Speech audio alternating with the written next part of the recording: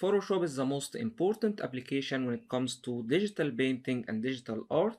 So in this video we're going to discover Photoshop's brushes and how to control them. So let's go ahead and grab our brush tool. You will find that one in your toolbar here, or you can press P for shortcut. And now we can start painting using our brush tool. So all we need to do is to start clicking and dragging anywhere, just like that. And we will be getting our brush strokes. And of course we can be changing our color from here, either from our foreground color or background color. As this will be our foreground color, we can be double clicking that one to change our color, maybe selecting a different color first or hue. Then we can be choosing higher saturation for our color. We can choose brighter color going toward white or darker one, or we can be getting a highly saturated color in that area. Then we can be pressing OK, or of course we can be using our color wheel in here in our color panel, and you can change how it looks like from that hamburger menu. You can be selecting either hue cube, which will be looking like that, which is similar to what we did. We can be selecting another color, and also we can be controlling hue saturation for our color, and also we can be selecting less saturated color for instance, or we can be selecting maybe color wheel, where we can be picking our color. Then we can be saturating that one and also increasing brightness, or we can be changing color as well from here. So we have HSB for hue saturation brightness, or we can be selecting maybe something like RGB sliders for screen designs, or CMYK sliders for offset printing, standing for cyan, magenta, yellow, black, or we can be selecting web color sliders if you would like to design something for web and you would like to stay within some safe color ranges. However, let's keep it as it is on color wheel, as I like it that way. And also we can be picking up a secondary color as a background color for us. So we can be swapping these colors in here to make that pink or magenta as background color by clicking that one or pressing X to swap colors. Then we can be changing that white as well, maybe to orange. Let's go for more saturated color, maybe that hue, and increasing saturation. And anytime we would like to get back to our default colors, black and white, we can be pressing D, which will be resetting our foreground and background colors. And now let's say we need to be filling that layer with white to remove these brush strokes. We can be simply going to Edit, then selecting Fill, Contents, either foreground or background color, then pressing OK. Or we can be using shortcuts for faster workflow, pressing Command or Control Backspace to fill with background color, or Alt or Option key also with backspace to fill our layer with foreground color. So let's fill that one back with white, Command or Control Backspace. Let's select cool color for our brush once again. Now let's say we need to be increasing our brush size. We can be controlling our brush size either from here by clicking that drop down button. Will be having size, where we can be increasing size for our brush or reducing that one. And also we can be changing hardness for our brush from here, either going for hard brush or very soft brush. And also we get to choose other brushes from here as well. So by scrolling down, you can see we have different brushes in here. However, let's stay as we are on the same brush, increasing hardness for that one. And also we can be accessing those options by right clicking while having our brush tool selected. So we'll be getting the same options in here for quicker access to our brushes. Or even for faster workflow, we can be using shortcuts to adjust our brush. So let me click in here. And now we are getting that dot. We can be easily removing that one or erasing that one by filling our layer once again with background color, or even we can be using that tool in here, eraser tool, which is also a brush based tool. So we can be selecting that one or pressing E on keyboard to select that one as well. And we can be simply painting over that dot to get it removed. So back again to our brush tool, pressing P on keyboard. And now let's say we need to be increasing our brush size in a very fast way. We can be using square brackets on keyboard. Simply right square bracket will be increasing brush size, just like that, and left square bracket will be reducing our brush size. So if we check our brush hardness, we can be right clicking that one. We have 100% hardness for our brush. We can be also using the same keys to control brush hardness as well.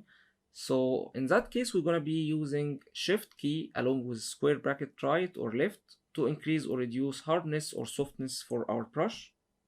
So let's click anywhere outside to get rid of these brush options. And now holding or maintaining shift key along with left square bracket, getting softer brush. So we can see that we have softer brush in here. And also we can see that in our brush preview as well. So if we start painting with that one, it's gonna be looking like that.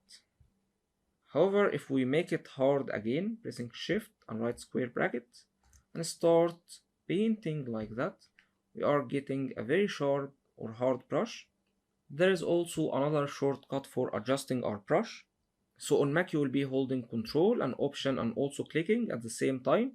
And now you can be dragging your mouse right or left to reduce your brush size. Simply like that. Or up for getting a softer brush, or going down to increase hardness for our brush. And for Windows users, you will be using Control and Alt and right click instead of left click. So you can choose which shortcut you prefer the most. So let me reduce that brush size as it's too big. And also here we have more options for our brush. So we can be changing blending mode, for instance. Instead of normal, we can be selecting maybe multiply. We can start painting where we're going to get some transparency within our brush, as you can see. And also for more transparent effect, we can be reducing opacity for our brush as well. So now we are getting an immense transparent effect. And also get to control the flow for our brush. So instead of 100%, we can be reducing flow, where it's gonna be looking like that. Let me increase opacity so you can see how it looks like, and also set that one back to normal. So this is how it looks like with reduced flow. Increasing flow a bit so you can see the difference. Now setting that one back to full, where you can see how it's gonna look like. So anyway, let's clear our canvas as it's really getting so busy in here, pressing Command or Control Backspace. And let's discover how we can be smoothing our brush. So let's say for instance we need to be typing in a free form. So I'm gonna be reducing brush size again, and let's type maybe S letter, while we have smoothing set to 0. And let's increase smoothing a bit, maybe just a bit, 25% or so. Then we can be drawing the same letter once again. And as you can see in the second letter, we have a smoother curve, as Photoshop in that case is adding smoothness to our drawing. However, it's losing a bit of accuracy. So if we increase smoothing all the way to here, maybe 100, and start trying to do the same thing, it's not accurate at all, as you can see. So probably using that one at 20% can be nice for smoothing your curves. And now we can start drawing that one once again, easy like that.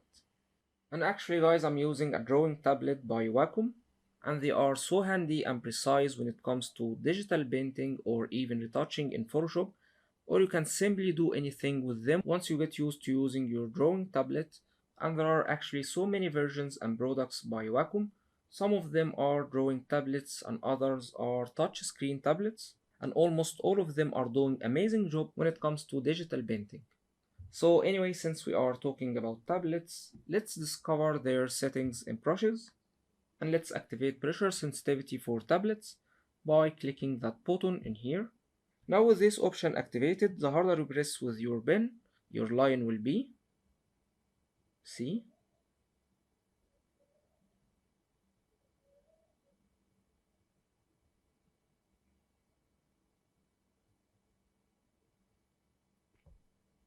So now brush size will be changing according to pen pressure, and also pen pressure can be controlling also opacity, so we can be activating that option in here.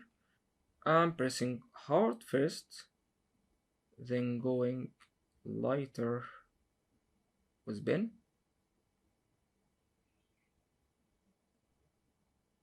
And let's increase brush size a bit so you can see it even better.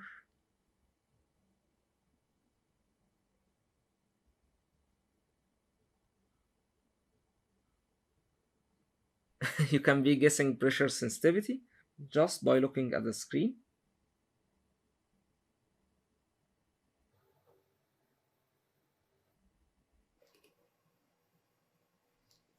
So anyway, let's turn these off and discover also another cool feature added to Adobe Photoshop. So let's clear our canvas, and this one is called symmetry drawing, and you can find that one here with that butterfly icon. So let's start first with vertical, for instance, and you will be getting that line where you can be transforming that one as bigger line or smaller line. And let's say we like that scale, we can be executing that, clicking that comet, reducing brush size, and let's try maybe to mimic that icon in here. See, once we start drawing on right side, this will be mirrored on left side, creating symmetrical drawing. So going back, maybe like that.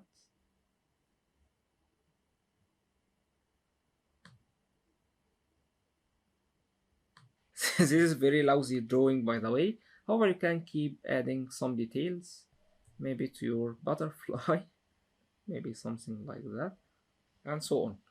And now once we are done with drawing in symmetry mode, we can be turning that one off by clicking that icon once again, symmetry off. And now we can be drawing normal again here. Discovering another symmetrical shape, filling that layer with white. Let's go maybe for radial, where you can be choosing how many segments you want. So let's keep it as this. And let's say we like that scale, we can be hitting return. Now we can start drawing on one segment, and you will be getting the same one repeated in a very cool way, as you can see. Turning off symmetry and filling our layer. Let me show you guys another cool shape in here, mandala, and we can be increasing segments a bit, maybe to 5, hitting return and drawing the same line, where you will be getting a completely different shape. Or you can go maybe something like that,